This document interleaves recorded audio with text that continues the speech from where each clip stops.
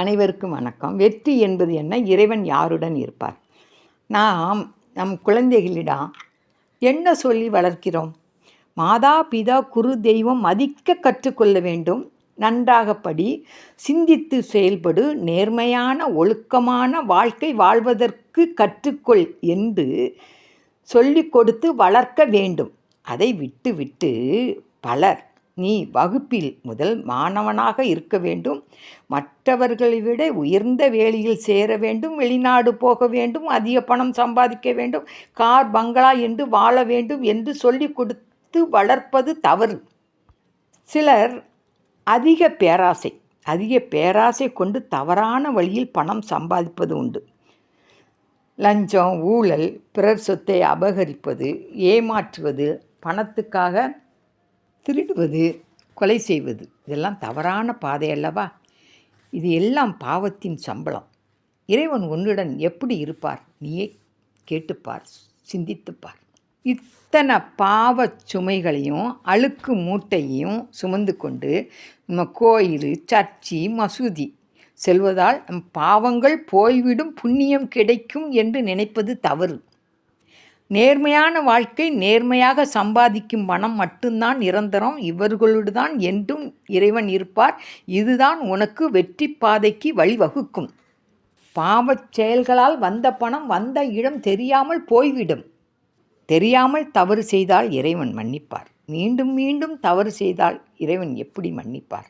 சிலர் அதிக பாவச் செயல்கள், கொடூரமான செயல்களை செய்துவிட்டு இறைவனிடம் மன்னிப்பு கேட்டால் இறைவன் எப்படி மன்னிப்பார்? இத்தனை கொடூரமான பாவங்களை செய்துவிட்டு இறைவனுக்கு நீ அள்ளி அள்ளி கொடுத்தால் கூட இறைவன் அதை ஏற்றுக்கொள்ள மாட்டார். இது அத்தனையும் பாவத்தினால் வந்த பணம். இறைவன் உன்னுடன் இருக்க மாட்டார். இறை வழிபாடு அவசியம், தேவைதான். அதற்காக கோவிலுக்கு சென்று அமைதி ஒழுக்கத்தை கடைபிடிக்காமல் குறைகள் சொல்வது, பிறர் மனம் புண்படும்படி பேசுவதும் தவறு. தவறு இருப்பின் தன்மையாக பேசி புரிய வைக்க வேண்டும். பெருமைக்காக தானம் செய்வதை விட மனமாற மனம் உருகி நமக்காகவும், குடும்பத்திற்காகவும், நாட்டிற்காகவும், இந்த உலகத்திற்காகவும், இந்த பிரபஞ்சம் நன்றாக இருக்க வேண்டும் என்று மனம் உருகி இறைவனிடம் நீ வேண்ட வேண்டும். உன்னால் முடிந்தால் சிறு தொண்டுகள், நற்பணிகள் செய்யலாம். ஆதரவு இல்லாத, வசதி இல்லாத குழந்தைகளுக்கு அறிவில் சிறந்த நல்ல புத்தகங்கள் வாங்கி கொடுத்து அவர்கள் அறிதிறனை மேம்படுத்தலாம். நீ சம்பாதிக்கும் பணம் ஒவ்வொன்றும் உன் உழைப்பால் உயர்ந்திருக்க வேண்டும். அப்பொழுதுதான் நீ வெற்றி பாதையை நோக்கி செல்ல முடியும். இறைவன் என்று உனக்கு அருள் புரிவார். சுயநலம் கருதி தப்பு செய்தவர்களுக்கு துணை போனால் அது தவறு.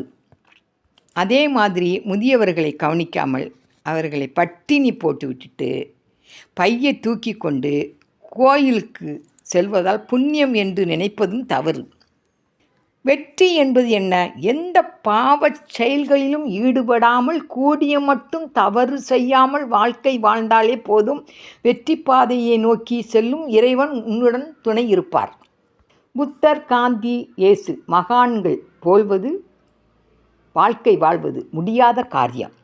ஆனாலும் நேர்மையான மனசாட்சி உள்ள மனிதனாக வாழ்ந்தாலே போதும். அது என்றும் வெற்றி பாதையை நோக்கி செல்லும் இறைவன் உன்னுடன் துணை இருப்பார். நல்ல எண்ணங்கள் வேண்டும். பிறரை பார்த்து பொறாமைப்படாதீர்கள். அவர்கள் வசதியை பார்த்து ஏங்காதீர்கள். நீயும் உழைத்து வாழ கற்றுக்கொள். குழந்தைகளுக்கு நட்பு என்றால் என்ன என்பதை எடுத்து சொல்லுங்கள். வாழ்க்கையில் அனைவரும் நமக்கு தேவை. அனைவருடன் நட்புடன் இருக்க வேண்டும். தனித்து நின்று வாழ்ந்து விடலாம் என்று நினைப்பது தவறு. தனிமரம் தோப்பு ஆகாதுங்க. அது மட்டுமல்லங்க, நம்மை சுற்றி உள்ள இடங்களை தூய்மையாக வைத்து கொள்ள வேண்டும். நம்ம வீட்டை மட்டும் தூய்மையாக வைக்கணும், மற்ற இடம் எப்படி இருந்தால் என்ன என்று நினைப்பதும் தவறு. அதே மாதிரி நதியை தூய்மையாக வைத்து கொள்ள வேண்டும். தண்ணீர் என்பது உலகத்தில் அனைவருக்கும் இன்றி அமையாதது, அனைவருக்கும் தேவையானது. நீ செய்யும் தானம் தகுதி உடையவர்களுக்குத்தான் சேர வேண்டும். தகுதி இல்லாதவர்களுக்கு, சோம்பேறிகளுக்கு நாம் தானம் செய்ய வேண்டாம். இப்படி நேர்மையான வாழ்க்கை வாழ்ந்தாலே போதும், வெற்றி உனக்கு நிச்சயம் கிடைக்கும். இறைவன் உன்னுடன் என்றும் துணை இருப்பார். பாவத்தை நோக்கி யாரும் செல்லாதீர்கள். பாவத்தின் சம்பளம் நிரந்தரமானது அல்ல. நன்றி.